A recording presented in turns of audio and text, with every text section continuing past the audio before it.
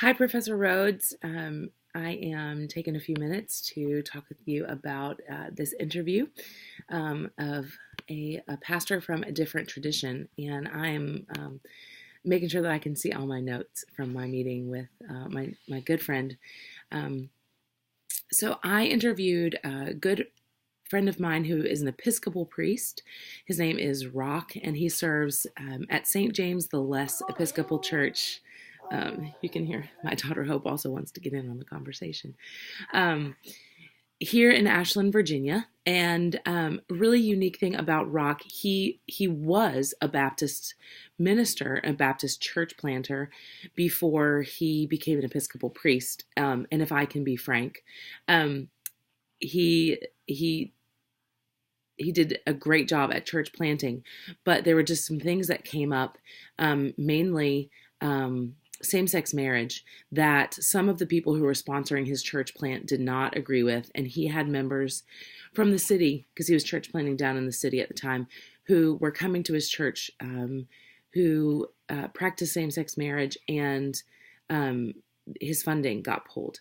And so, you know, as a member of the Baptist tribe, I'm not proud of that. And in God's good way and God's good story, He is continuing to restore the places for Rock, and the places even for me as a sister in the Baptist faith.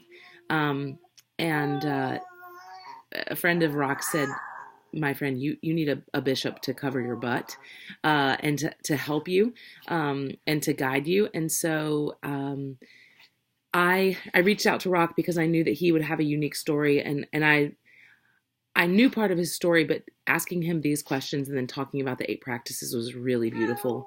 I've never actually been able to attend one of his services. We've Our community is beginning to plan services together where we'll each take a part in the service, and operate kind of in the place that we're most comfortable, or like our lead foot. And so that's been really neat to see him lead in those services. But I've never attended a service at his church so that I could really see him, um, enacting all of these practices from beginning to end.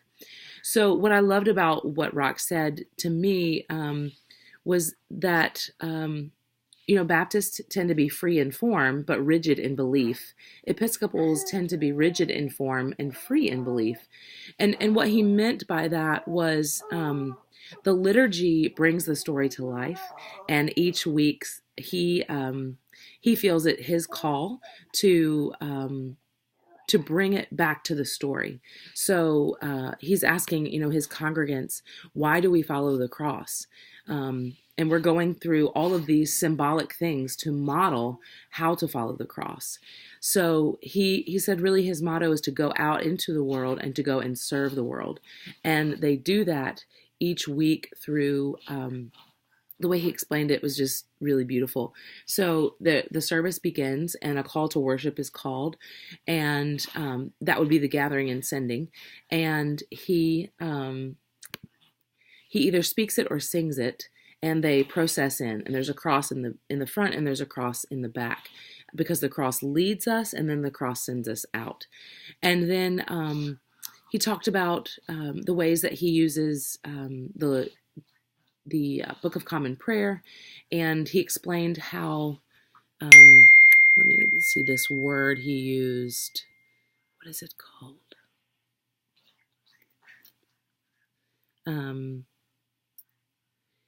Oh my goodness, it starts with a C, and I can't find it in my notes right now. Um, the collects, or the collects, if I'm pronouncing it correctly.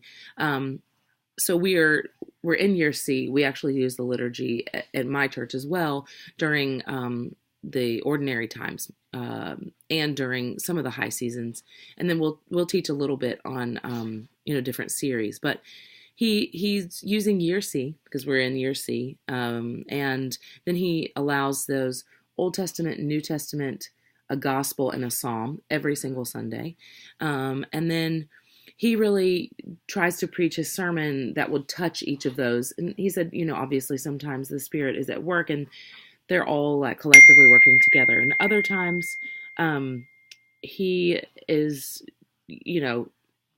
he's using one of the passages because he really wants to highlight that one for the day.